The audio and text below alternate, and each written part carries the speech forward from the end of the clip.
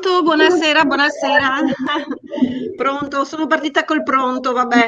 Eh, buonasera a tutti, ciao a tutti, benvenuti ai nostri ospiti, benvenuta Elvira. Questa sera parleremo di endometriosi intestinale con il professor Simone Ferrero dell'Ilva San Martino di Genova e modererà la discussione e quant'altro il nostro Stefano Restaino, specialista in ginecologia dell'azienda del Friuli Venezia Giulia di Udine, esattamente. E quindi diamo la parola subito al professor Simone Ferrero che partirà con appunto la sua tematica. Grazie, grazie. Buonasera a tutti, grazie a voi per l'invito, mi fa estremamente piacere essere qua e affrontiamo appunto il tema dell'endometriosi intestinale.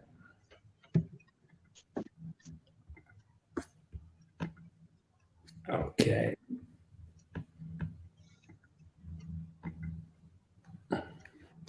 Prima di tutto, che cos'è l'endometriosi intestinale? L'endometriosi intestinale è una forma di endometriosi profonda, quindi significa che è endometriosi che infiltra la superficie dell'intestino per almeno 5 mm e tipicamente questo determina l'infiltrazione della tonaca muscolare della parete intestinale. Pertanto, noduli endometriosici superficiali sull'intestino, come questo piccolo spot bluastro che potete vedere qua, vengono considerati endometriosi superficiale e non endometriosi intestinale. E dal punto di vista epidemiologico si stima che l'endometriosi intestinale sia presente in un 5-25% delle donne che hanno una diagnosi istologica di endometriosi. E questi noduli possono avere varie localizzazioni, possono essere nel retto sigma, nel sigma, più raramente nel ceco e nella giunzione ileocecale, nell'appendice e raramente nell'omento. Quali sintomi causano questi noduli?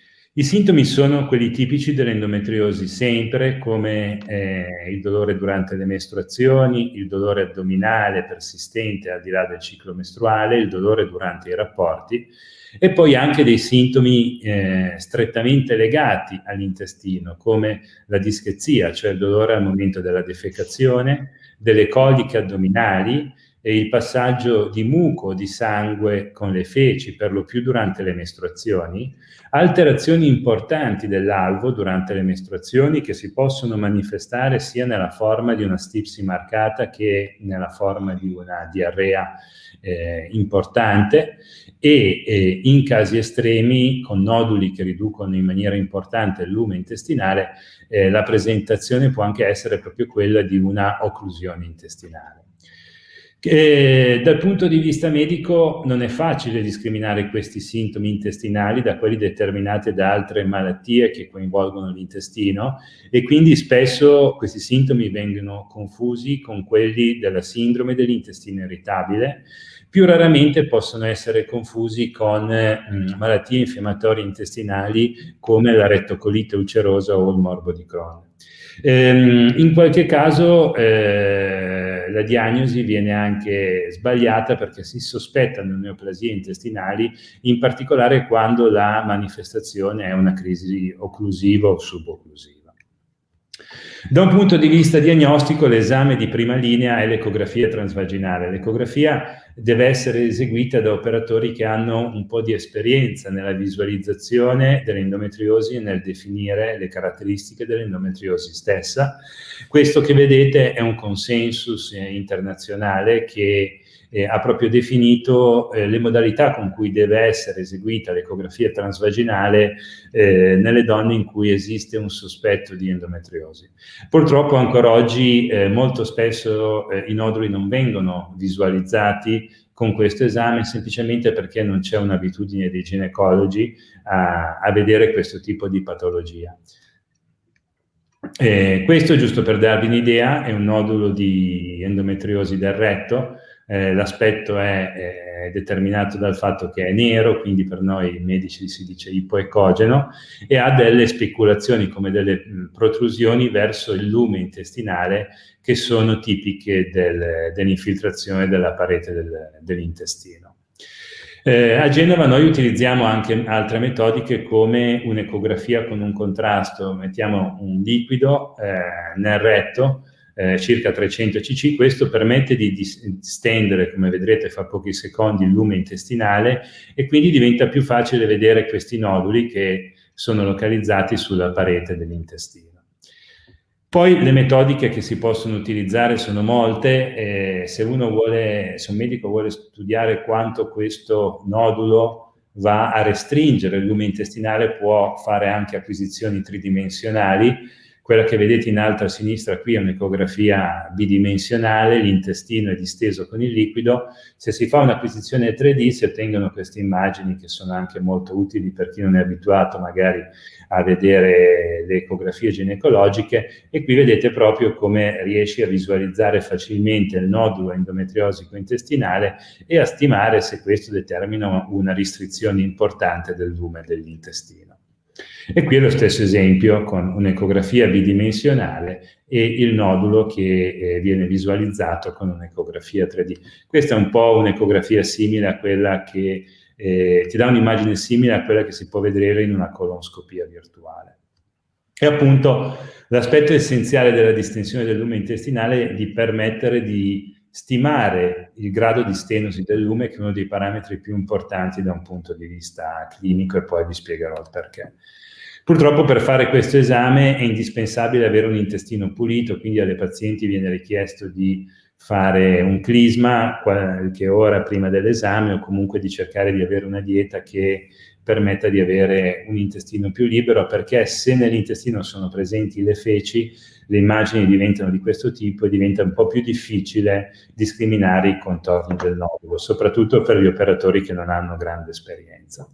Anni fa utilizzavamo il Clisma-TAC. Il Clisma-TAC dà una visione proprio globale di tutta la pelvi femminile, ovviamente ti permette bene di vedere i noduli. Se vedete qui a destra, adesso l'immagine del video sarà fra poco zoomato, è facile vedere come esiste qui un'area bianca che è un voluminoso nodulo di endometriosi intestinale. Questo esame però ha degli svantaggi: è necessario distendere tutto l'intestino con 2 litri di acqua, quindi è fastidioso, e soprattutto richiede l'uso di un mezzo di contrasto iodato, che quindi raramente può causare reazioni allergiche, e determina la somministrazione di una minima dose radiante che può non essere desiderabile in giovane donna di età riproduttiva.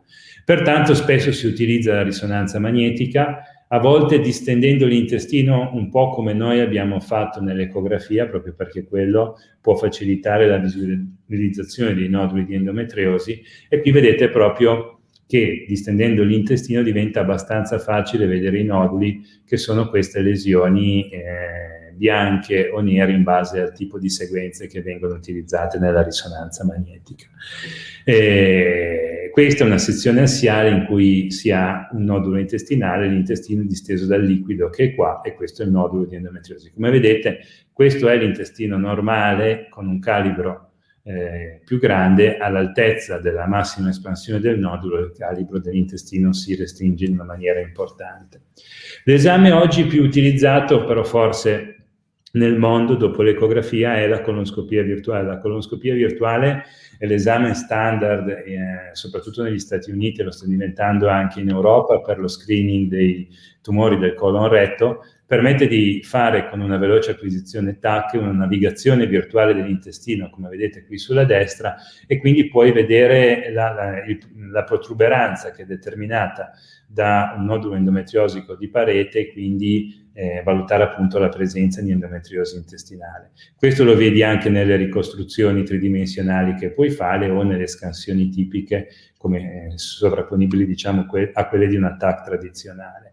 Il vantaggio grosso rispetto ad altri esami è che questo esame non è molto invasivo, è ben tollerato e soprattutto permette di valutare non solo il retto sigma, che è facilmente esaminabile con un'ecografia transvaginale, ma anche un po' tutto il grosso intestino fino al cieco, e quindi di vedere la presenza di più lesioni anche in differenti tratti intestinali.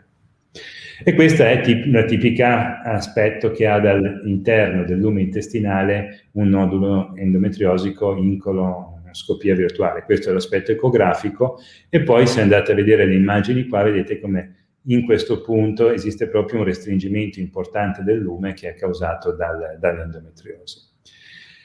Una volta fatta la diagnosi dobbiamo proporre delle terapie, e le terapie dipendono molto dalle problematiche che noi dobbiamo affrontare, da quali sono le necessità.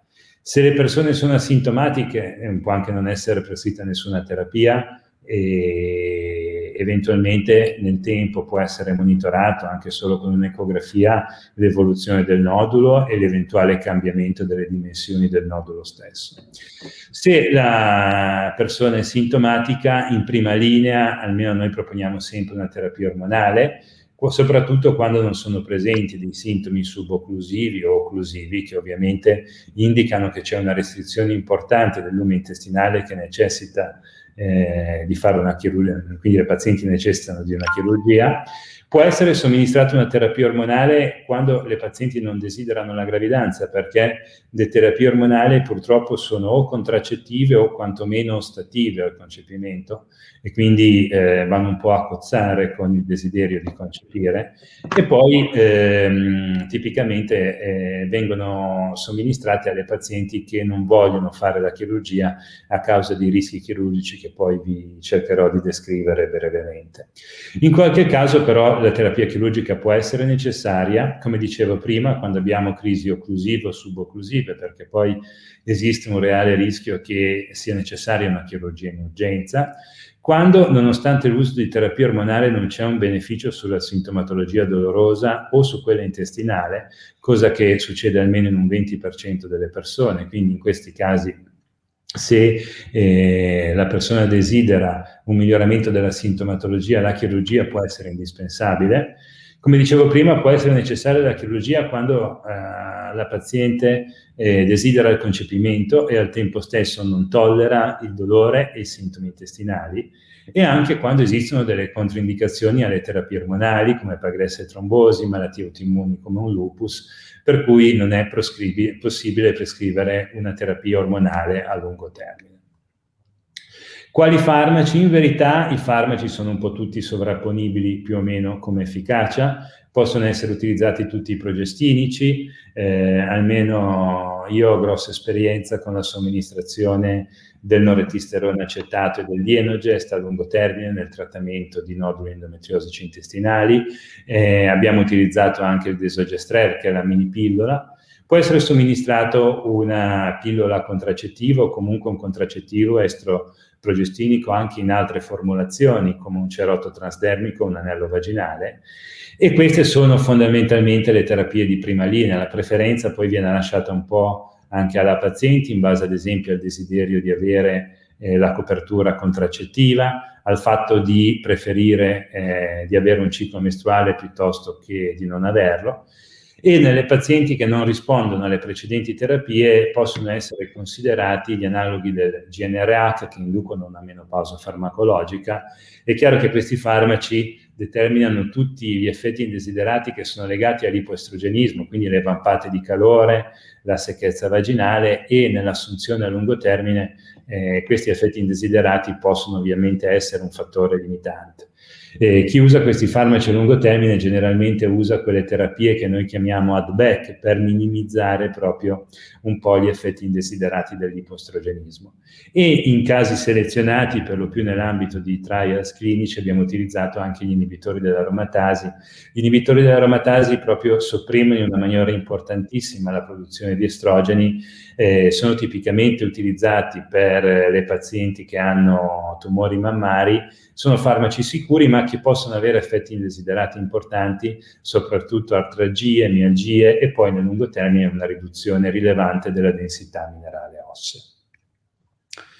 Nel corso della terapia è necessario monitorare le pazienti perché la terapia può migliorare la sintomatologia intestinale, la sintomatologia dolorosa, ma ci può essere una progressione lo stesso dell'endometriosi.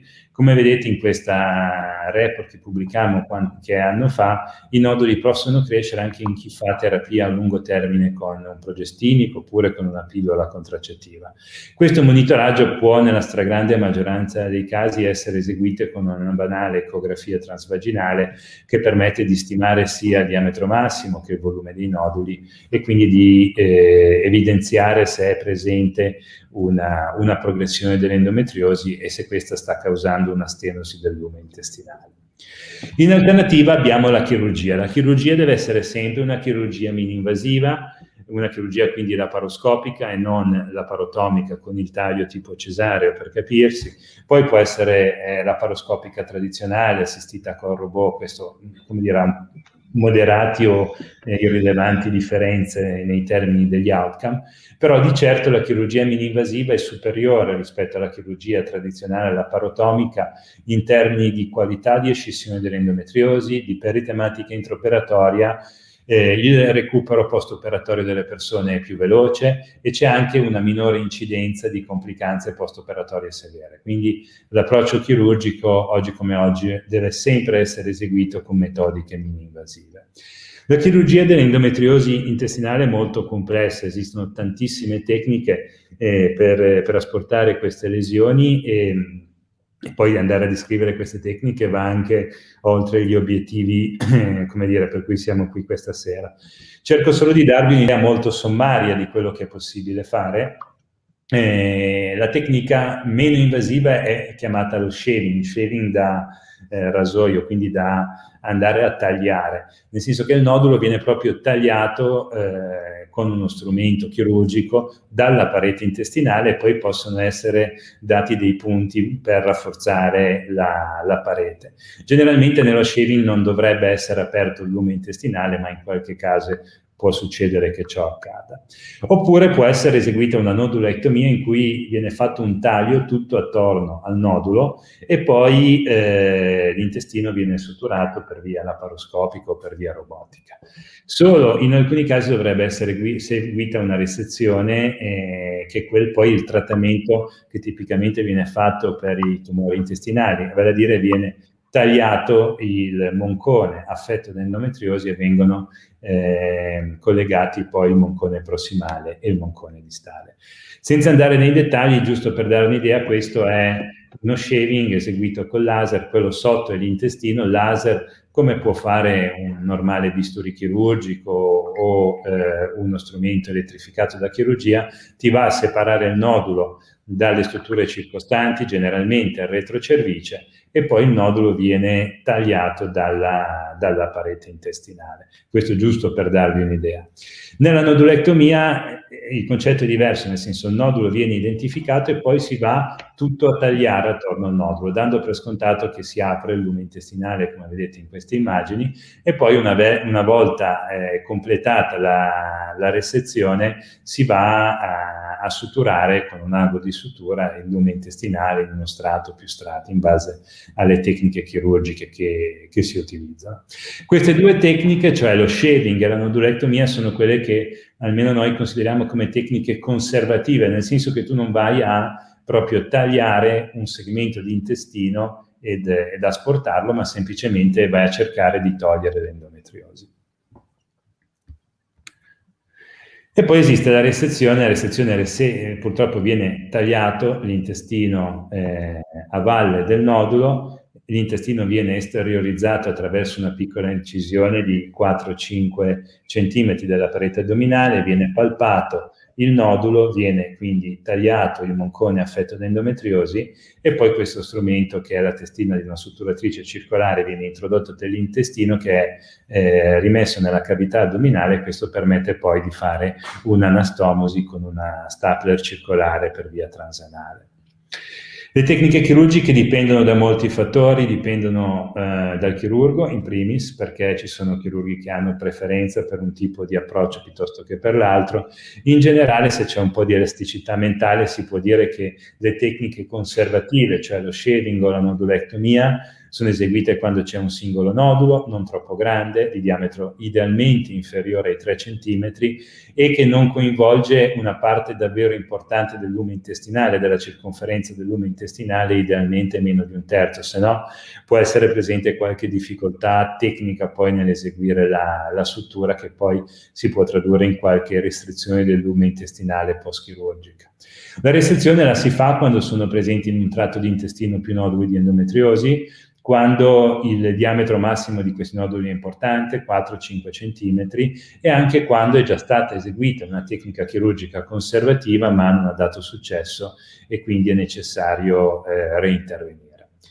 La chirurgia intestinale purtroppo è gravata da complicanze che vedete qui elencate, almeno quelle più frequenti. Ci possono essere delle fistole, un cedimento dell'anastomosi, un ascesso nella pelvi, una restrizione del lume intestinale o un sanguinamento dell'anastomosi stessa.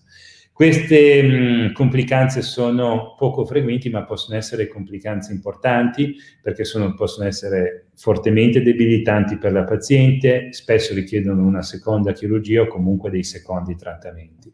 La fistola, ad esempio, è una cosa di questo tipo, cioè un tragitto che si viene a creare fra la parete vaginale e la parete rettale, per cui purtroppo la paziente si ritrova ad avere il passaggio di aria e feci all'interno della vagina, e quindi questo necessiterà di un trattamento che dipende dalla posizione della fistola, dalla sua dimensione e da tutta una serie varia di variabili.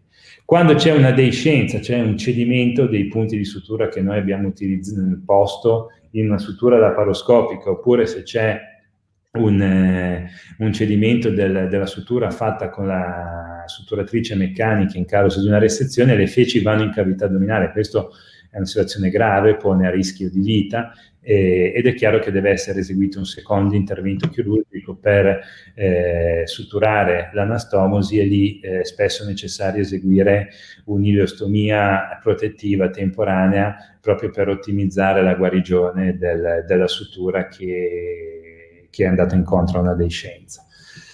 Dove noi facciamo una resezione intestinale ci può essere una restrizione del lume intestinale, e questo lume quindi è poi più stretto del dovuto, per cui è di ostacolo al passaggio delle feci. Può essere necessario eseguire quindi delle dilatazioni di cui si occupano per lo più gli endoscopisti, che permettono di ottenere un lume intestinale pressoché normale, e queste sono le complicanze che almeno più frequentemente noi vediamo. Una delle problematiche principali dell'endometriosi intestinale è la fertilità. Spesso si dà il messaggio che chi ha un problema di endometriosi non concepirà mai. Io su quello sono fortemente contrario, perché a mio avviso almeno la percezione che si ha dell'infertilità legata all'endometriosi è davvero sovrastimata, e questo che vi presento è uno studio recentissimo che abbiamo pubblicato quest'anno proprio in pazienti che avevano un'endometriosi intestinale, oltre 200 donne, e il tasso totale dei concepimenti è stato abbastanza buono, quasi del 50%, con un tasso di concepimenti spontanei del 28,8%, a un tempo medio di 10 mesi. È chiaro che i quadri di endometriosi intestinale, di tutta l'endometriosi pelvica che sono tipicamente poi presenti insieme, possono ridurre la fertilità, ma assolutamente non rendono il concepimento impossibile. È chiaro che quando una persona sa che ha un quadro di endometriosi complessa, inclusa l'endometriosi intestinale, è buon senso, prima di cercare la gravidanza, cercare di capire che esistono delle ragionevoli condizioni che ti permettono di concepire. Purtroppo nella mia pratica clinica spessissimo io vedo coppie apparentemente infertili a causa di un'endometriosi, poi dopo magari 1 anno e mezzo di sofferenza della paziente che non fa più la terapia medica e di frustrazione perché non è arrivato un concepimento, fai fare un esame del liquido seminale al partner e capisci che anche lì c'è un problema. Ecco, idealmente prima di cercare una gravidanza sarebbe auspicabile avere un liquido seminale del partner per capire che ci siano delle ragionevoli possibilità di concepimento. Idealmente fare anche 2 dosaggi ormonali per capire che da quel punto di vista la donna non abbia delle problematiche sostanziali che possano essere ostative al fatto di concepire, e poi chi lo vuol fare può fare una valutazione della pervietà tubarica. Questo è un esame minimamente più invasivo ma non certo complesso, giusto per avere davanti a sé, prima di interrompere terapie mediche, ecco, e di provare a cercare la gravidanza, un quadro che ti fa pensare che ci siano tutte quelle condizioni basilari che poi effettivamente ti permettono di concepire. Il grosso dibattito che noi abbiamo da un punto di vista medico, quando abbiamo invece una coppia infertile, con un buon liquido seminale del partner, ovviamente, che ha l'endometriosi intestinale, cosa fare? Se fare la chirurgia per migliorare la fertilità o se fare la fecondazione assistita. Entrambe le cose hanno degli svantaggi e dei vantaggi. Io sono fermamente convinto che se la sintomatologia intestinale è dolorosa, è tollerabile da parte della paziente, cosa che non sempre è così, per cui se uno poi sta male ha anche diritto ad avere un miglioramento della propria sintomatologia, però se la paziente ti può tollerare i sintomi e la priorità è fare un bambino, la cosa più efficace è fare la fecondazione assistita, qualora sia passato un po' di tempo e ci sia una storia di infertilità. Il vantaggio della fecondazione assistita è che hai un minor tempo al concepimento. E quindi questo è un dato abbastanza consolidato, il bambino in braccio lo tieni più velocemente. È chiaro che anche la fecondazione assistita ha degli svantaggi. Sono descritti dei casi di occlusione intestinale in corso di stimolazione ovarica, in pazienti con endometriosi intestinale, stimolazione ovarica per fecondazioni assistiti. Ci sono dei casi di occlusione intestinale nel corso della gravidanza.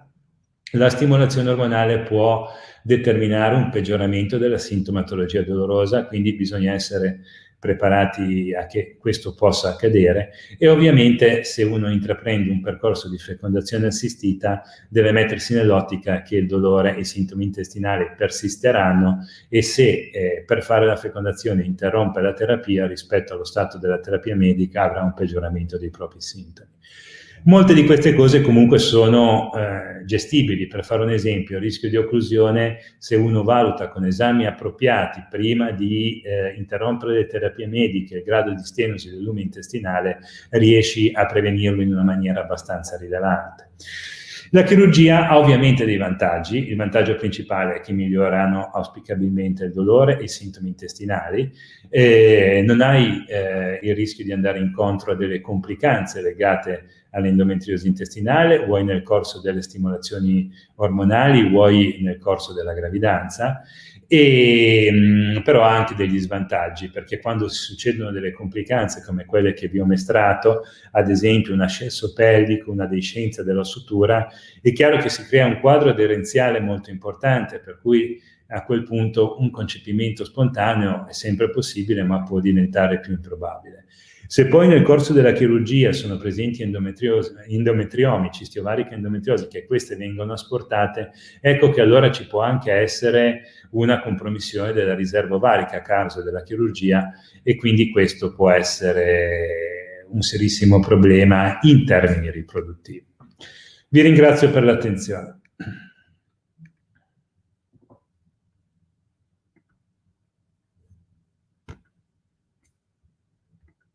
Ok, sempre perfetto, sempre veloce, fantastico, immediato. Adesso Grazie. passiamo la parola a Stefano, che interagite tra di voi per beneficiare le nostre donne. Inizio con una domanda riguardo questa ragazza qua, complicata, però la facciamo lo stesso. Buonasera a tutti. Al doc voglio leggere la mia risonanza magnetica. Mi dite come fare? Posso rispondere, Sonia? Sì. È una ottima domanda che dà l'idea dell'incomprensione generale. Il termine risonanza magnetica, io dico sempre ai miei pazienti, è come dire automobile, e nel rispetto di tutti puoi avere una Panda e puoi avere una Porsche. Il problema non è leggere la risonanza, il problema è fare la risonanza. Il problema sono le acquisizioni che fai, sono i contrasti che usi, rettali, vaginali. Possiamo discutere poi a livello scientifico se servono o no. È molto più complicato. Un buon radiologo, io ho un buon radiologo, a Genova, presumo che ci prenda abbastanza, ecco. E fa le presentazioni al Congresso Europeo di Radiologia sull'endometriosi, vengono radiologi di mezzo mondo da lui a imparare come fare, per cui dovrebbe essere bravo. Quando lui fa le revisioni delle risonanze di altre persone sbaglia molto di più.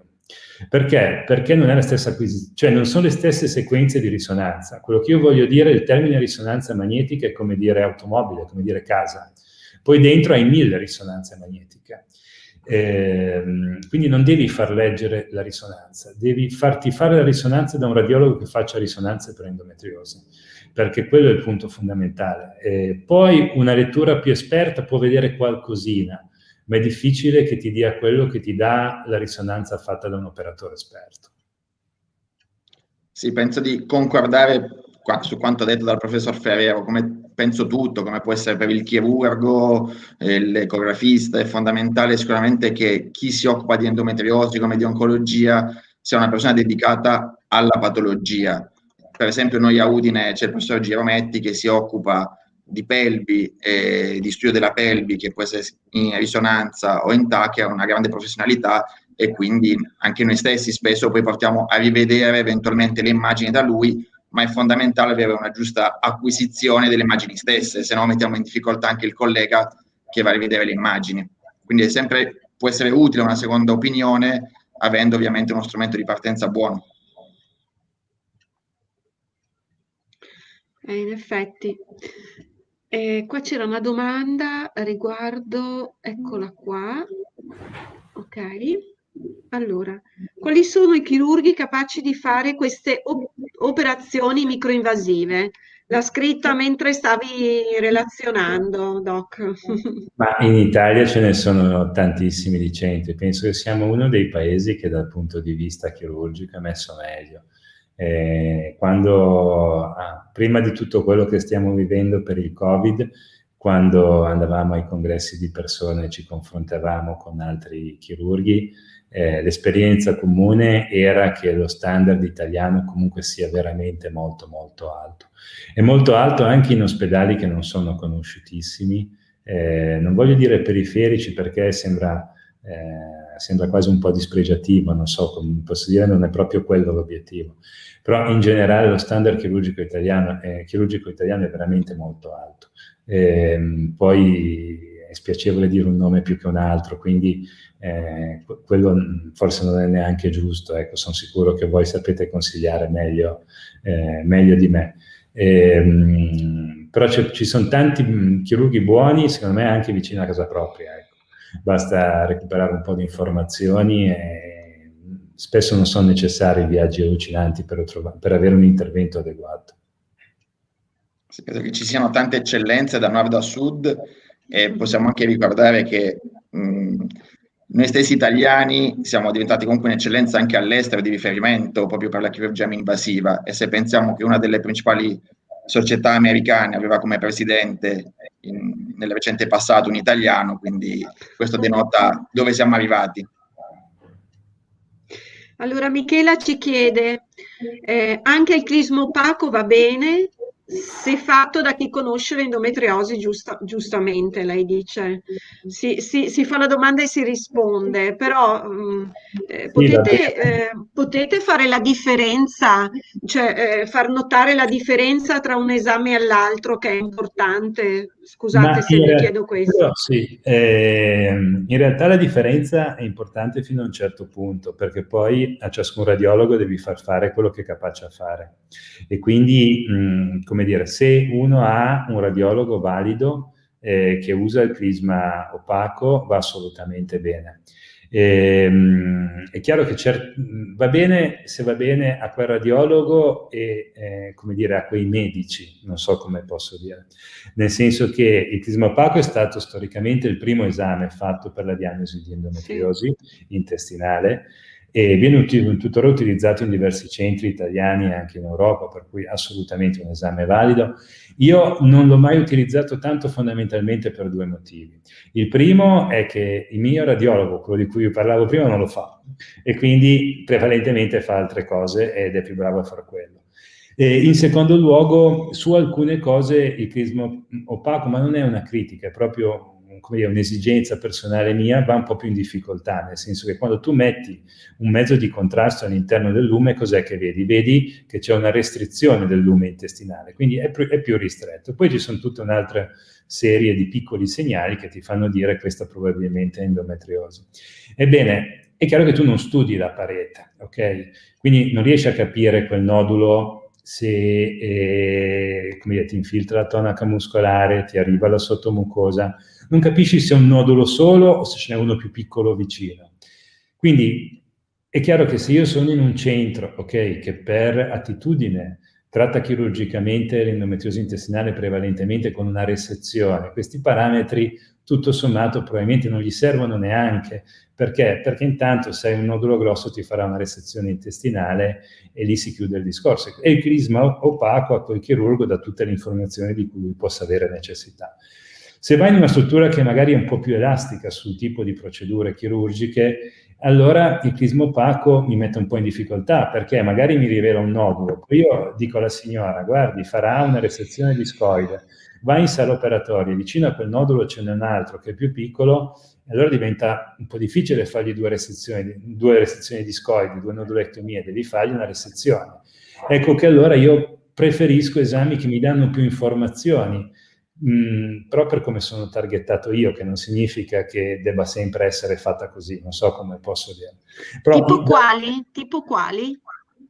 Noi oggi come standard facciamo un'ecografia transvaginale, la colonscopia virtuale e in caso di dubbio una risonanza magnetica che in realtà però ormai è più volta a valutare magari altri spazi come i parametri, l'estensione extraintestinale che non l'intestino, perché in ecografia transvaginale almeno sul retto sigma mi è abbastanza sufficiente. La colonscopia virtuale la faccio per vedere noduli alti che vanno oltre il livello dove ti arrivano gli ultrasuoni utilizzati per via transvaginale, e quindi dal punto di vista endometriosi intestinale, quando ho un eco transvaginale, una colonscopia virtuale, io sono a posto, non ho bisogno di altro. Sì, Stefano? Sì, mi ritrovo a essere concorde, ovviamente, nel senso che secondo me la cosa fondamentale ovviamente nella diagnostica è il ruolo dell'ecografia, che è il primo step, che ovviamente anche qui sempre in mani esperte è la metodica che ci dà più informazioni probabilmente di tutto rispetto agli altri esami. Gli altri esami poi possono essere un eventuale esame di secondo livello, possiamo definirlo così, se serve per definire un qualcosa di particolare, il crisma per valutare eventualmente una stenosi, però anche poi in base al tipo di intervento che pensiamo di dover fare, in base a quello che può essere la visita ginecologica, quello che può essere l'informazione dell'ecografia, e quindi poi in base a quello decidiamo se necessitiamo di informazioni in più. Ritengo che come da letteratura, come ha detto il professore Ferriero, sicuramente l'ecografia è il gold standard prima di tutto. Certo. Allora, cosa ci chiedono? Sempre Michela, la stomia quando deve essere messa, nel senso a quanti centimetri deve essere endo? Grazie, forse ha capito, avete capito? Sì. Dipende da tante variabili. Il fattore di rischio primario di una stomia è la distanza della parte distale del nodulo, quindi la parte più vicina alla rima anale, dalla rima anale stessa. Quello è il fattore di rischio più alto. È chiaro che il rischio di avere una stomia temporanea è più alta quando hai un nodulo che arriva in basso, quindi 6-7 centimetri dalla rima anale. Poi dipende tutto da una serie di variabili, nel senso dipende da come ti viene l'intervento chirurgico, dipende da come ti viene l'anastomosi che vai a fare, dal fatto che in corso di intervento chirurgico magari vai a valutare con delle tecniche la qualità dell'anastomosi e vedi che questa non è proprio ottimale, allora in quell'ottica preferisci fare la stomia proprio per essere più protettivo, perché la deiscenza dell'anastomosi è veramente un quadro complesso. Quindi è difficile, non è una questione solo di centimetri. I centimetri sono quelli che ti aumentano il rischio statistico, probabilistico, di avere una stomia post-chirurgica. Poi ci sono veramente tante altre variabili. Il fatto, ad esempio, di fare concomitante al trattamento dell'endometriosi intestinale un'asportazione dell'utero, una resezione della vagina. È molto complicato dare una risposta semplice, non è una questione solo di centimetri, ecco. Certo. Cioè, alle volte poi se è mandatoria, se magari si associa anche una resezione a livello ureterale o vescicale, no? Allora forse in quelle condizioni diventa forse quasi necessaria per un discorso di rischi di deiscenze, cioè di perdita di sostanza tra le parti che vengono poi ristrutturate, no? Per dirlo in modo più semplice, no? Quindi più aumenta la complessità dell'intervento e allora forse più è facile che possa essere necessaria un'eventuale stomia. È ovvio che è una cosa poi molto difficile da accettare una patologia benigna come l'endometriosi rispetto magari nel campo oncologico. Quello poi rimane sempre la difficile accettazione che seppur temporanea, però non è facile da accettare per questi motivi. Certo. Allora, un'altra domanda sul clisma opaco, Martina, eseguito da professionisti esperti in endometriosi, esclude del tutto l'endometriosi intestinale o sono necessari altri esami diagnostici? Ruotiamo sempre là, ma magari facciamo una... No, ma la domanda ha una rilevanza. La cosa più utile, secondo me, è che niente esclude del tutto l'endometriosi intestinale, a volte neanche la chirurgia, ok? Perché c'è sempre un margine di errore. In ogni esame diagnostico tu descrivi una performance diagnostica, quindi la capacità di dire no ed è realmente no, e la capacità di dire sì ed è realmente sì. E nessun esame ha una performance diagnostica del 100%, neanche una laparoscopia di un chirurgo esperto. Per cui escludere del tutto non è possibile. Un clisma opaco fatto da operatori esperti ti può ragionevolmente rassicurare che non hai un problema di endometriosi intestinale. Ecco. E sottolineiamo sempre, giusto Stefano, che è bene che gli esami vengano eseguiti da persone esperte, insomma. Cosa dici Stefano? Assolutamente, questo lo continuo a ribadire, cioè come per, ripeto, qualsiasi tipo di branca. Ormai la medicina è sempre più settorializzata, quindi come per chi fa l'oncologia è necessario un team multidisciplinare dedicato, così per l'endometriosi, e quindi è fondamentale avere dei percorsi. Come abbiamo da noi, anche a Udine abbiamo dei percorsi, degli ambulatori dedicati, delle ecografiste molto in gamba e dedicati a questo, e così come un po' credo in tutti i centri che si possano occupare di questo tipo di patologia. Quindi questo è fondamentale. Andiamo con Angela. Angela, con l'endometriosi con endometriosi ovaio e adenomiosi utero posteriore e anteriore, focolai nel miometrio, si possono avere dei dolori molto forti, tipo colichi al colon, o bisogna approfondire? È assolutamente possibile che quelle localizzazioni diano una sintomatologia molto importante come quella descritta. Poi un approfondimento ci può stare perché è difficile discriminare così da un messaggio se c'è anche dell'altro oppure no, però quello è già sufficiente per avere una sintomatologia come quella descritta. Ecco. Certo. Cosa dici Stefano? Questo sottoscrivo, non posso aggiungere altro.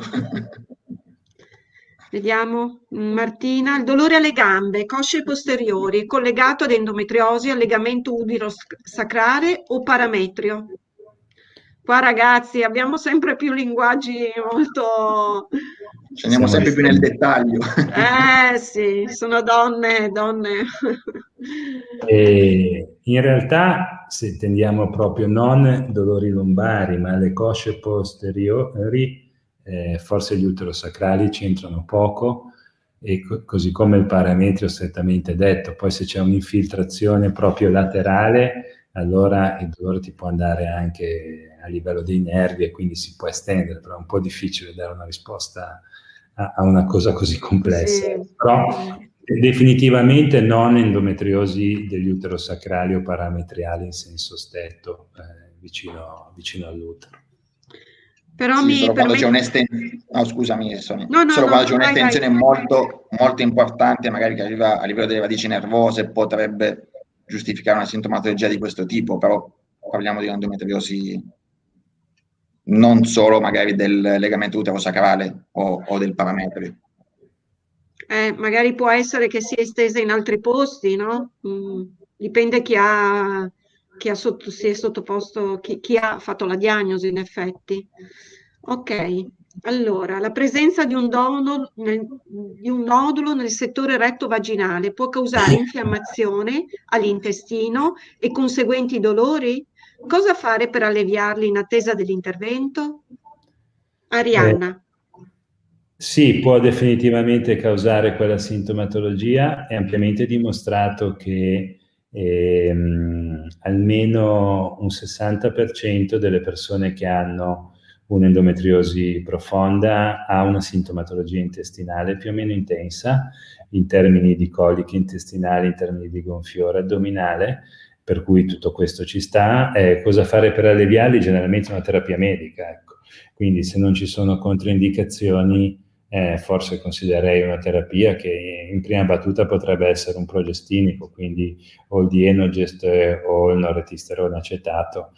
Generalmente esiste una buona risposta, se non fosse altro perché quelle terapie sono continuative, sopprimono le mestruazioni e questo proprio anche, poi peraltro anche da un punto di vista proprio molecolare, il progestinico ha un'azione antinfiammatoria sui noduli di endometriosi che adesso è difficile da spiegare, però ci sono vari meccanismi che vanno a contrastare la vascolarizzazione, la produzione di citochine infiammatorie, la produzione di nuovi nervi all'interno dei noduli che supportano quel tipo di terapia. Quello dovrebbe dare un beneficio. Vado con un'altra domanda? Sì.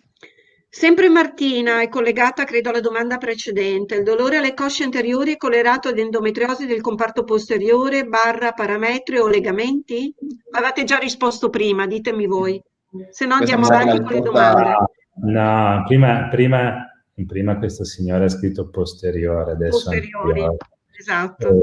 Quelle sono, la risposta è no, però bisogna anche capire che ci sono dei quadri di endometriosi in cui la diagnosi non è per niente facile. A volte, come dire, ci capisci poco dopo aver visitato una persona e magari cercato di parlargli per mezz'ora.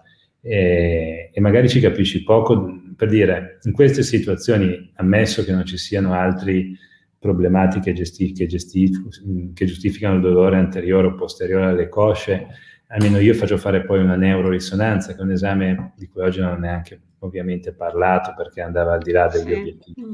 Cioè sono quadri veramente un po' complicati, per cui non è facilissimo dare una risposta secca e A o e B. La risposta a questa domanda a mio avviso è no, però andrebbe tutto articolato un po' di più perché è una risposta molto sommaria. Certo.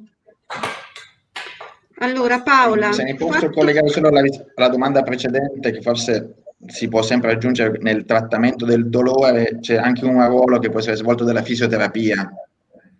Anche questo può non essere sottovalutato in attesa di un intervento, una valutazione, insomma anche lì in centri dedicati è un qualcosa che sta prendendo sempre più piede nell'aiutare anche nel pre e nel post, quindi anche questo da tenere presente. Non so se è d'accordo, professore.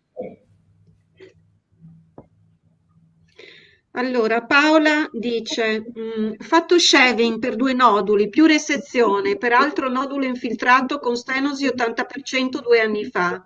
Ora stessi identici sintomi. Può essersi riformata? Però non sappiamo se è sottoposta a un farmaco, un progestinico, genere H. Allora, diciamo che una recidiva a 2 anni dalla chirurgia con delle caratteristiche così appare molto improbabile, ok? Poi è difficile dare una risposta, ma secondo me non si è riformata. È possibile che sia presente un minimo di endometriosi che magari su un intestino operato, un quadro aderenziale legato a una chirurgia chiaramente importante, ti dà una sintomatologia dolorosa, ecco. Però pensare a una recidiva in quei termini mi sembra molto difficile. Peraltro, quando tu ti trovi persone che hanno una sintomatologia di questo tipo e hanno già fatto una chirurgia importante, è sempre tutto estremamente difficile, perché non sai mai quanto è recidiva, quanto è persistenza di un'endometriosi presente alla precedente chirurgia. Io stesso ho fatto degli shaving e poi ho visto che avevo lasciato dell'endometriosi dopo lo shaving senza volere, non so come posso dire. Non è tutto così facile che tu dici sono certo, faccio lo shaving, ti ho tolto il 100% dell'endometriosi. No, ti ho tolto quello che mi è sembrato giusto toglierti, poi che fosse il 100% è tutto da vedere. Quindi è davvero difficile. Vedendo questa frase, io direi la resezione non può aver recidivato. Il dubbio è quello shaving può aver lasciato dell'endometriosi intestinale, magari quello sì, perché lo shaving lo può fare, ecco. Non dico che sia successo a questa persona, però ho dei dati che se prima o poi avrò il tempo pubblicherò sul fatto che lo shaving purtroppo una parte di endometriosi te la può lasciare. Poi magari stai bene, perché hai tolto l'80% dell'endometriosi, non ti sei fatto una resezione e consapevolmente puoi dire lo shaving era la miglior cosa che io potevo fare. Però quando poi va male, come apparentemente sembra essere in questo messaggio, il dubbio ti viene: io ho fatto lo shaving, però non le ho tolto tutto quello che dovevo togliere, ecco. Quindi forse più persistenza che non recidiva. Certo. Assolutamente. Qualcosa da aggiungere? Assolutamente no. Sì, sicuramente può rimanere un qualcosa, e quindi quello che può portare a una recidiva può essere una localizzazione che causa il dolore e quindi può ripresentarsi nuovamente. Certo. Simo, buonasera, una domanda un po' strana. Una cisti endometriosica che controllo regolarmente, ma il mio ginecologo non è esperto di endometriosi. Rischio qualcosa, tipo tumore? La degenerazione degli endometriomi in tumori ovarici è veramente un evento raro. Avviene per lo più in due forme istologiche che hanno delle caratteristiche ecografiche abbastanza tipiche. Per cui non è che bisogna essere esperti di endometriosi per vedere una cisti ovarica, per cui se la cisti ovarica è valutata da un ecografista che ha un minimo di esperienza nel discriminare una cisti benigna o maligna, francamente penso che la signora sia seguita in maniera adeguata, ecco, a buon senso. Non ho motivo di pensare che ci siano rischi oncologici. Ci sono alcune cose che è chiaro che se una cisti le ha ecograficamente, tu devi fare alcune valutazioni per capire statisticamente qual è il rischio che quella cisti non sia solo un endometrioma, ecco. Però quello vale per ogni cisti ovarica, come può valere per un fibroma uterino verso un sarcoma. Lì non è che bisogna essere esperti di endometriosi, è un fatto di capacità ecografica, ecco, non tanto forse di endometriosi. Se diciamo che un rischio che si attesta sotto all'1% circa di rischio di poter sviluppare un tumore, e quindi sicuramente è importante poi eseguire dei controlli periodici per vedere se ci sono delle alterazioni appunto ecografiche o di laboratorio, come con il dosaggio di alcuni marcatori, che questi non ci fanno fare diagnosi, ma ci possono essere utili nel monitorare la paziente nel tempo. E ricordiamoci però anche che i marcatori spesso in pazienti affetti da endometriosi, il marcatore diciamo più tipico dell'ovaio che più spesso viene prescritto, il CA125, spesso può essere mosso a prescindere, quindi un suo rialzo non vuol dire avere un tumore. Quindi anche qui sempre è importante valutare a 360 gradi la paziente, valutare appunto dal punto di vista clinico, ecografico, se cambia qualcosa nel tempo, e quindi a quel punto lì valutare come procedere, come seguire la paziente. Ok, allora buonasera Nunzia.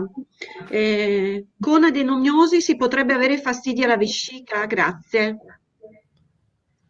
È molto difficile rispondere perché anche qua dipende che adenomiosi è. Se è un'adenomiosi anteriore, a volte l'adenomiosi anteriore deriva dalle cicatrici dei cesarei. Un'altra, I disturbi vescicali sono molto frequenti.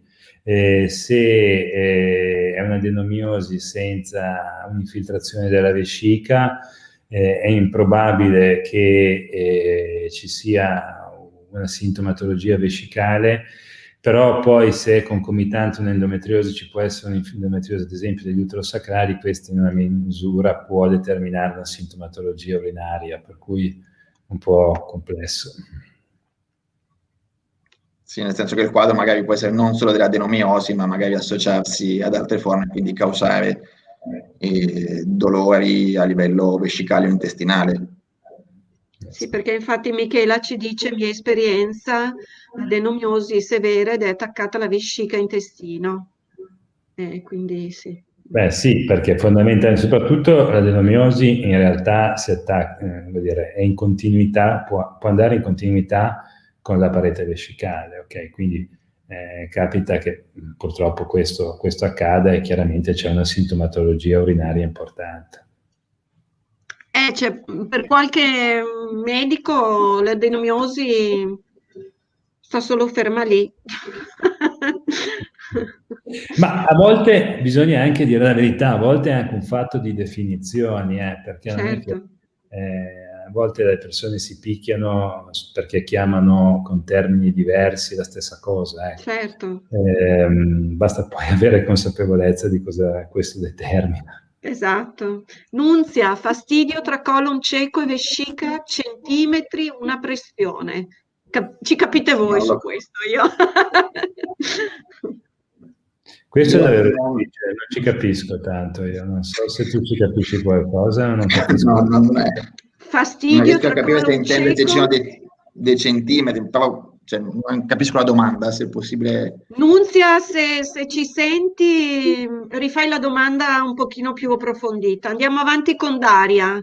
La diagnosi ecografica di cisti endometriosica parenchimatosa è tendenzialmente oggettiva o consigliate approfondimenti con marker in ogni caso? Il termine parenchimatosa è un po' strano dal punto di vista ecografico, ma poi ne senti di tutti i tipi.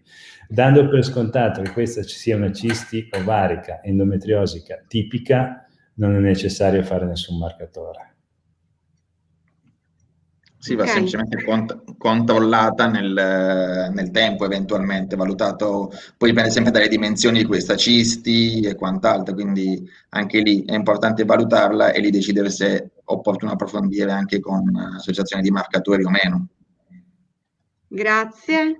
Allora, Gordana, grazie per questa diretta, prego. Mi scuso se ho TikTok, ma mi interessa se ci sono stati degli studi su vaccini Covid, siano o meno più pericolosi per le donne affette da endometriosi, nel caso che non si usi la terapia ormonale. Grazie. Questa è una domanda che io ricevo tutti i giorni, almeno 2 o 3 volte al giorno. Cioè, la cosa sorprendente, probabilmente questo è il paese, è che non sia chiaro che sui vaccini, questi sono dei vaccini sperimentali che sono approvati per uso per un'emergenza sanitaria, un po' come, io lo dico in maniera stupida, un po' come le leggi marziali che devi accettare di fare per un beneficio generale. Questa non è assolutamente una critica al vaccino che ho fatto anch'io. Però il problema sostanziale è che gli studi sui vaccini non ci sono negli anziani, non ci sono in chi ha un'insufficienza renale, non ci sono in nessuno. Figuratevi se ci sono nell'endometriosi. Cioè, e quindi non c'è c'è la casistica delle donne che prendono la pillola, no? E che dicono faccio il vaccino, interrompo la pillola, ti dicono tutte queste cose qua. E in realtà è totalmente irrealistica perché non c'è dato di niente. Quindi esistono delle indicazioni di società scientifiche serie che ti possono rassicurare che non devi interrompere la pillola, che puoi fare la vaccinazione, che puoi fare l'endometriosi, tutte queste cose qua. Però se la domanda è ci sono degli studi, gli studi non ci sono neanche se hai, come dire, patologie con rispetto più gravi che non l'endometriosi o terapie più complesse di una pillola, per cui siamo molto più indietro. Sì, diciamo che anche le società italiane hanno fatto un comunicato assieme proprio affermando che non ci sono controindicazioni in donne che assumono contraccezione, piuttosto donne gravide, che è l'altra domanda ovviamente di tutti i giorni, piuttosto che pazienti oncologiche, quindi al momento per l'evidenza che abbiamo e quant'altro non ci sono controindicazioni. Però vedi, il problema, sono assolutamente d'accordo con quanto dici, però il problema è sostanziale, no? Io ho qualche ruolo in una società americana che è l'RSM, e cioè mi è arrivato da revisionare la loro guideline su queste cose. E la cosa sorprendente è che l'evidenza non c'è su niente. Cioè, tu presumi che, non so, rispetto alle linee guida ASH dell'endometriosi che stiamo scrivendo, che a ogni riga tu devi mettere la reference, là dici, boh, presumo che non è assolutamente una critica ai vaccini, però il fatto di ricevere domande così probabilmente ti dà l'idea che manca nelle persone, io ricevo tutti i giorni, ve l'assicuro, manca nelle persone la percezione della realtà che noi stiamo vivendo, che è una guerra, cioè un'emergenza sanitaria, quindi il vaccino è una cosa necessaria a gestire un'emergenza. Non è la medicina che conosciamo noi, i trials che facciamo noi, che prima di mettere un farmaco in commercio lo devi, come dire, non testare di più, no? Però c'è un'emergenza e quindi accetti anche quello. Questo non è assolutamente contro i vaccini, anzi, però, come dire, fateli e basta, non so, però non puoi andare a cercare dati su quello, perché i dati su quello non ci possono proprio essere. Andiamo con Caterina. Adenomiosi uterina, endometriosi pelvica e del compartimento posteriore, parametriche sinistra, sede comprensiva sacrale sinistra, ora sotto cura con terapia progestinica. Lei cosa ne pensa, Dot? Mi hanno detto che l'intervento si farà solo se la terapia non funzionerà, anche se sono già stata operata in laparoscopia già 2 volte per asportazione noduli e endometriosi. Wow! No, penso che sia seguita bene, perché le hanno detto una cosa di estremo buonsenso, che l'intervento si farà solo se la signora continuerà a non star bene. Per cui sul progestinico sono d'accordo, e se il progestinico da un lato migliora la sua sintomatologia e dall'altro la signora lo tollera, mi sembra una cosa estremamente di buonsenso non considerare di fare una chirurgia. Se invece c'è un insuccesso terapeutico, nel senso che persiste la sintomatologia o compaiono effetti indesiderati, allora può anche essere necessario fare l'intervento. Sì, anche perché probabilmente potrebbe essere un intervento molto demolitivo, probabilmente, quindi è giusto magari poter andare per gradi. Andiamo con Arianna. L'endometriosi all'intestino può causare l'innalzamento della calprotectina? Bella questa domanda. Sì, secondo me sì, lo sto studiando, però bisogna ancora di un po' di tempo per rispondere. Mamma mia, queste donne. Un po' come i vaccini. Esatto. Allora, abbiamo Elena adesso. Buonasera a tutti. A me con la risonanza magnetica hanno visto che diverse aderenze intestinali possono causare problemi nella digestione e nausea. Grazie mille. Dipende un po' da cosa si intende per problemi alla digestione e nausea, perché è difficile. Digestione mi verrebbe da pensare allo stomaco, quindi più una gastrite, ecco, che poi ti può giustificare anche la nausea. Questa domanda è veramente difficile dare una risposta, perché problemi alla digestione vuol dire tutto e niente, e la nausea non lo so, ecco. Difficile rispondere sinceramente così. Sì, anche perché è difficile anche valutare bene le aderenze con la risonanza o quant'altro, quindi diciamo che forse anche quello un po' può essere un limite. Problematico, sono d'accordissimo. Una domanda, oggi una donna mi ha detto che sì, pensava di essere in menopausa e che le hanno comunque trovato dei noduli di endometriosi, quindi non si è spenta questa maledetta. Sentiamo che in alcuni casi questo succede, ce lo raccontano.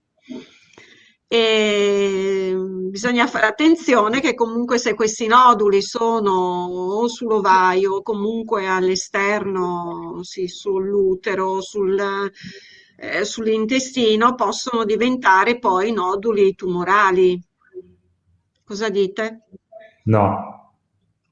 No? Cioè, no, perché non c'è nessuna evidenza di un rischio oncologico dell'endometriosi profonda. Questo è un messaggio profondamente sbagliato che crea ansie, e il rischio di degenerazione tumorale di una cisti ovarica endometriosi, che è molto basso, è talmente basso che non è indicata una chirurgia profilattica per gli endometriomi neanche nelle donne in menopausa.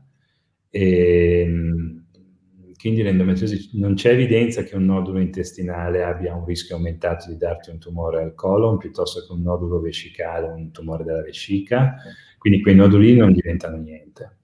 Io sono bravo a fare le ecografie, penso molto bravo. Da me viene gente, ascolta, ti spiego il motivo per cui te lo dico. Viene gente che è in menopausa anche per farsi un pap test, e io gli vedo i noduli di endometriosi che loro non hanno mai saputo di avere, ok? In menopausa. Però non glielo dico neanche, intanto non cambia più niente. Al limite gli chiedo: signora, quando aveva le mestruazioni ci aveva male? Tutta la vita, dottore, sapesse che dolori. Povera. Ma ha visto qualcosa? Niente. Tanto cosa gli vai a dire? Cioè, però quello il rischio oncologico è zero, ok? Per cui non diamo messaggi sbagliati che poi creano allarmismo.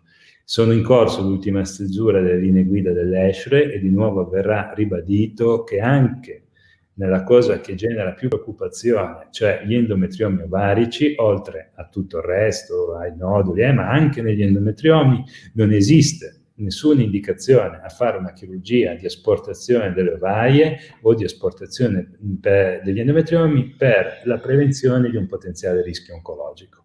Per cui quel rischio è veramente basso. Non è il rischio di un soggetto che ha una mutazione genetica come il BRCA, che tu gli devi togliere le ovaie a 40 anni o a 45 che sia.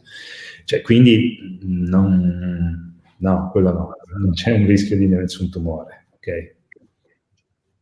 No, c'è un'involuzione fibrosa solitamente dei noduli di base. Il 0% non esiste sicuramente come non esiste il 100%, è sempre importante valutarla, cioè valutare che non ci siano altre cose che magari vengono sottostimate. Certo. Allora, Elena ci chiede perché una gastroenterologa mi ha detto che le aderenze possono impedire i normali movimenti intestinali e quindi anche causare riflessi alla digestione. Sì, è possibile, però questo è veramente difficile capirlo in questa maniera. Non le so onestamente rispondere, cioè, mi sembra una cosa un po' complessa. Ok. Qua abbiamo Arianna. Spesso alle donne affette da endometriosi viene diagnosticata anche la fibromialgia. Non c'è il rischio che lo stato infiammatorio cronico causato dall'endometriosi sia spesso la vera causa di questi dolori, soprattutto nei casi di endometriosi infiltrante? È molto complesso, ci sono delle ipotesi come quella descritta, ha un senso. Un'altra ipotesi è che ci sia un meccanismo di iperalgesia per cui ti viene un po' a cambiare la percezione che hai del dolore.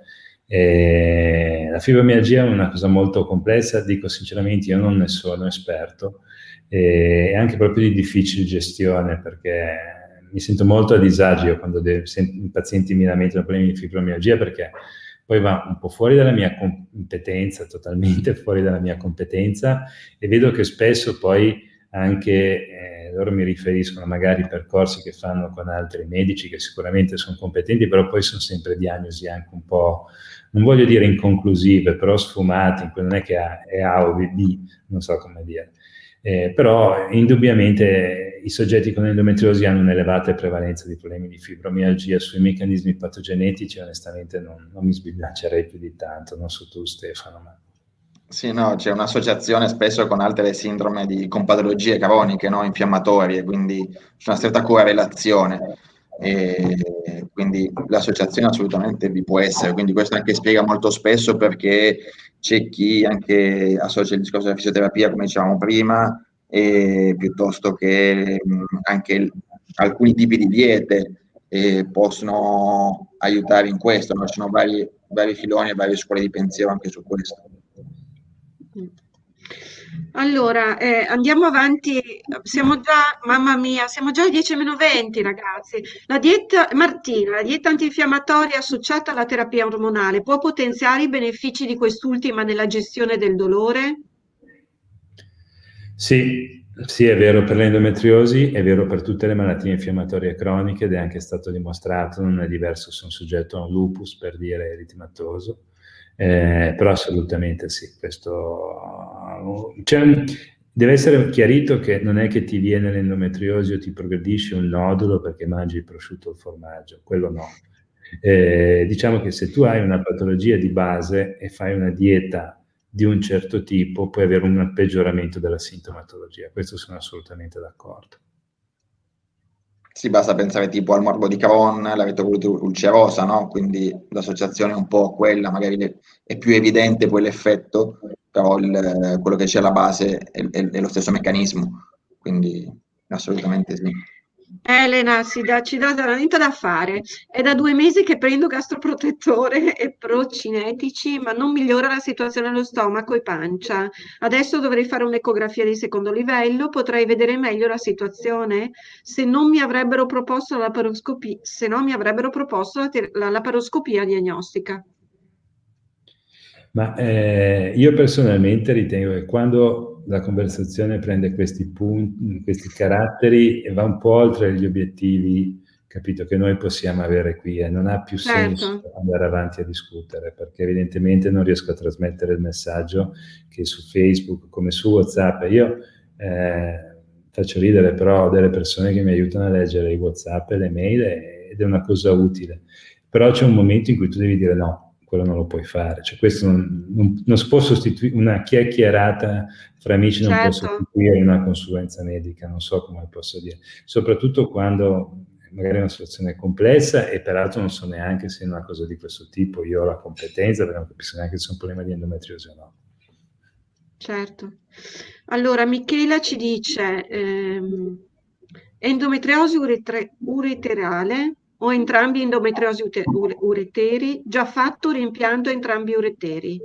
Mi hanno portato insufficienza renale cronica. Ci sono possibilità di rioperare? È pericoloso? E beh, dell'endometriosi ureterale un po' ne so. Mi rimettete la domanda perché me la Sì, sono persa. certo. Grazie, Ecco scusate. qua. Il Niente. rimpianto, vabbè, fin lì ci sono arrivato. Io immagino, non riesco bene a capire la situazione. Rioperare non è complesso, di più.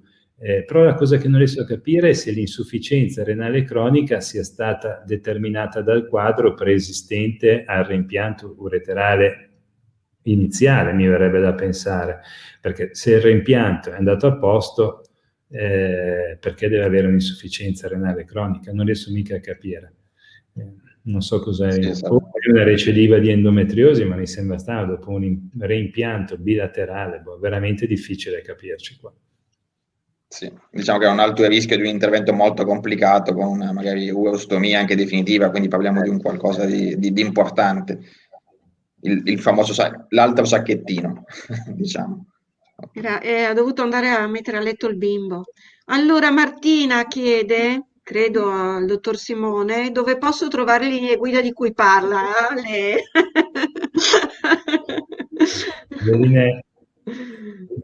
Io dicono che ho un caratteraccio e in buona parte hanno ragione. Le linee guida sono fatte dai medici per i medici, quindi sono fatte da medici più competenti per medici che magari di quel settore hanno un po' meno esperienza, no? Io stesso magari delle cose di cui mi occupo un po' meno leggo le linee guida. Quindi invito Martina, se vuole studiare le linee guida, a fare medicina, a farsi una specialità in medicina e solo dopo potrà, ma non lo deve prendere in una maniera offensiva, però quello è importante, e solo dopo potrà capire dove trovare le linee guida e leggerle soprattutto nel modo giusto, perché le linee guida gliele mando anch'io via mail. Il problema è che col dottor Google tu non riesci a fare una diagnosi, cioè prima devi imparare a fare il medico, poi devi, come dire, cercare di migliorarti con tutti i limiti, con quello che puoi, però non è che leggendo un testo tu ci capisci. È molto più complicato, non so come. Sono come qui a Genova, sapete, a parte la tragedia ultima del Covid, noi abbiamo avuto la tragedia del Ponte Morandi, no? quando è crollato qualche anno fa. E io, oltre a fare il ginecologo, ho anche ruoli politici, quindi ero implicato nella ricostruzione del ponte. Il nostro sindaco, non so se conoscete, si fa sentire molto, no? Ecco, la gente guardava da sotto il ponte e ti diceva viene su bene, viene su male. E tu sei lì, col sindaco che ti chiama alle 6 del mattino, dorme Simone, e tu dici no, non dormo, Marco, sei già in ospedale? No, non ancora, allora vieni un attimo in comune. E vengo. Cioè, è una battuta, però quello che voglio dire, ci devi essere un po' dentro le cose per capire come gira, se no non è che puoi leggerlo sulla linea guida, non è neanche utile, non riesci a capirlo, non riesci, cioè se non ti fidi di un medico, prendine un altro, prendine un terzo, chiedi una seconda opinione, però non ti puoi sostituire a lui, perché se no non arrivi da nessuna parte, secondo me, cioè almeno io ragiono così. Ma diciamo che io comunque difendo sempre le donne, quindi scusatemi. No, ma prego. Queste donne si sono ritrovate con delle diagnosi tardive molto lunghe, con tantissimi dolori e quindi io capisco, come dire, vogliono capirci qualcosa e questo che oggi ti porta anche, cioè, chi più chi meno, che leggono, si informano per essere, come dire, per essere informate, c'è questo, no, c'è questa intelligenza, questa velocità di pensiero anche, diciamo, che poi... No, Sonia, capisco perfettamente, hai ragione, però la percezione che ho io, e ti assicuro ce l'ho spesso, ma non è riferito all'endometriosi. Cioè, a me arrivano tante pazienti con problemi di fertilità che fanno trattamenti in cliniche di assoluto livello e vanno a discutere con quello della clinica se è stato scelto il farmaco A o B perché hanno letto il trial A o B. E il problema sostanziale è che non puoi avere una visione, non puoi avere l'esperienza. Poi quel medico si può anche essere sbagliato, ma cioè, tu non hai idea di quello che dici. Sei come quello che guarda sopra del ponte e dice viene su bene. Ma sì, viene benissimo. E il rischio è che poi uno si rompe le scatole. Vi faccio un esempio banale. Una paziente viene da me, gli faccio una consulenza per endometriosi, questa mi chiama una volta, mi chiama due, mi manda il messaggio, mi manda la mail, mi dice ma perché anziché usare il farmaco A non posso usare il farmaco B che mi ha prescritto il mio medico di Taranto, non so. Dice, ma guarda, se sei contenta di prendere il farmaco qui, vediamo se funziona, io non ne vendo né uno né l'altro, per cui se tu sei contenta, prova. Dopo un po' mi richiama il marito, arrabbiato tantissimo, mi dice ma dottore scusi, io adesso non ho mai visto una roba del genere, mia moglie le ha detto di usare il farmaco B e lei gli ha detto di prendere, e cosa devo fare? Cioè, se gliel'ha detto dottore di Trapani, di dov'era, e gli dia il farmaco B e vediamo se sta bene, no? No, ma mia moglie non sta bene, ma non gliel'ho detto io, è lei che l'ha voluto prendere, no, ma lei gli ha detto di prenderlo, perché gli ha detto di prenderlo? Io non gli ho detto di prenderlo, io gli ho dato una terapia, una relazione scritta, gli ho prescritto un farmaco, lei ha iniziato a mandare messaggi, a leggere che c'era un farmaco più efficace. Per lei, secondo me, non andava bene. Però io non è che posso poi... Quello che io voglio dire, io capisco il desiderio di capire, però dovete anche capire che dall'altra parte c'è una persona che può essere un idiota, numero uno degli idioti. Però se ti fidi, comincia a fare quello che ti viene detto. Poi non ti dico di non chiedere la spiegazione. Però quando poi ti poni alla pari, cioè io con il mio commercialista non ci discuto, cioè non mi ci metto a discutere. Se mi fido, faccio al meglio. Se non mi fido, lo cambio. Non so se rendo l'idea. Perché? Perché si devono mettere a capire le dinamiche che stanno dietro le cose. Ne devi avere di tempo, ne devi avere veramente tanto, ne devi vedere non 100, ne devi vedere 1000, capire come vanno, capire perché, capito, ti succede questo, ti succede quello, e non è... C'è un livello di superficialità che io capisco, il rammarico, perdi fiducia, la disperazione. 2 settimane fa ero in Regione per un'interrogazione proprio sul ritardo diagnostico di Regione Liguria nell'endometriosi, per cui figuratevi se mi stupisco di quello che mi dite. Però secondo me a volte capisco l'esasperazione, capisco tutto, capisco anche gli errori medici, i segni che ti lasciano, capisco tutto. Però a volte un paziente deve anche capire che deve fare il paziente e non deve fare il medico, ma non è cattiveria, è che, ripeto, se io vado dall'avvocato non gli dico quello che fa, e quindi quando poi tu cerchi di capire non riesci ad avere, non puoi materialmente avere una visione di tutto, non lo puoi avere quando purtroppo sei un paziente. Mi è capitato con i miei cari, ok, io non ero non ero un razionale nella valutazione di un mio caro, non so come posso dire, ero almeno emotivamente coinvolto, quindi non ero un buon medico, e quindi per te stesso diventa veramente difficile, non lo so. Aspettiamo Simone. Sì. Allora Martina ci dice, dottore, sono una professionista sanitario, chiedevo solo per ampliare le mie conoscenze da donna con endometriosi da professionista, mi fido dei dottori, per fortuna, grazie. No, è importante informarsi sicuramente, cioè nel senso magari non essere sprovveduti, però poi è giusto affidarsi a quell'alleanza tra medico-paziente, nel senso uno deve avere un rapporto di fiducia. Se manca questa, si perde gran parte del risultato poi del trattamento stesso. Quindi se c'è un dubbio, piuttosto, come diceva prima il professor Ferrero, è meglio cambiare se uno non riesce a fidarsi, no? Però in alternativa uno deve lasciarsi guidare. Poi le cose sono cambiate, conosciamo più cose in vari aspetti, in alcune cose dobbiamo fare ancora tanti passi avanti, in altre ne abbiamo fatti già parecchi, e nell'endometriosi penso che negli ultimi anni ne abbiamo fatti, quindi diciamo di risorse, di possibilità ci sono. Poi si può sempre sbagliare, siamo umani e tutti possiamo sbagliare, però insomma... La Elena, rassicuriamo Elena adesso. Simone, rassicura Elena per favore, mi hanno diagnosticato, io so che questa ragazza sta molto male. Deve andare in una struttura che gestisca dolore pelvico e farsi seguire. Io adesso non ho idea. No, ma diciamo, rassicuriamola, so che sta molto male, quindi... Ma se è gestita bene, scusate, qui squilla tutto. Se è gestita bene, io sono sicuro che possa veramente avere un miglioramento importante della sua qualità di vita, avere figli se non li ha già,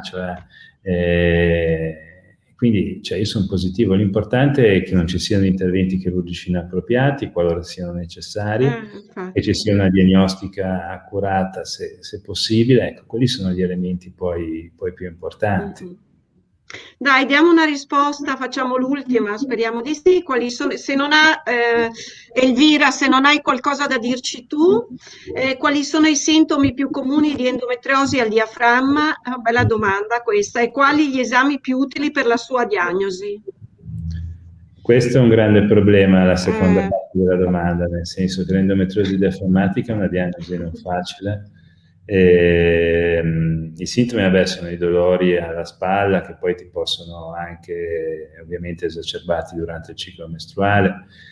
Se poi le cose vanno male, puoi avere anche un pneumotorace spontaneo, quindi quella è la sintomatologia con una variabilità, con uno spettro che è molto ampio. La problematica della diagnostica è grossa, nel senso che radiologi bravi possono farti un eco, raramente ci prendono.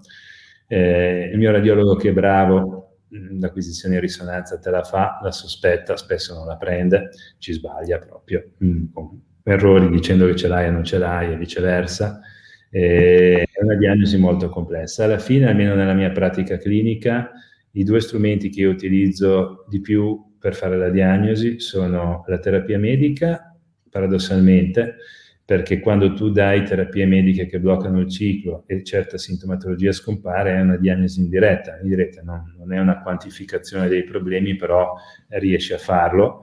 E l'altra cosa poi purtroppo è la laparoscopia, nel senso che la laparoscopia hai una chiara visione dei noduli, quindi lì riesci a vederli abbastanza bene. Sì, molto spesso è difficile, un po' come alle volte in forme iniziali di carcinosi da valutare in modo adeguato. La carcinosi poi probabilmente è più facile da diagnosticare con gli esami strumentali. E forse la risonanza un pochino in mani esperte può aiutare, comunque non è assolutamente facile. Difficilissimo. Concordo.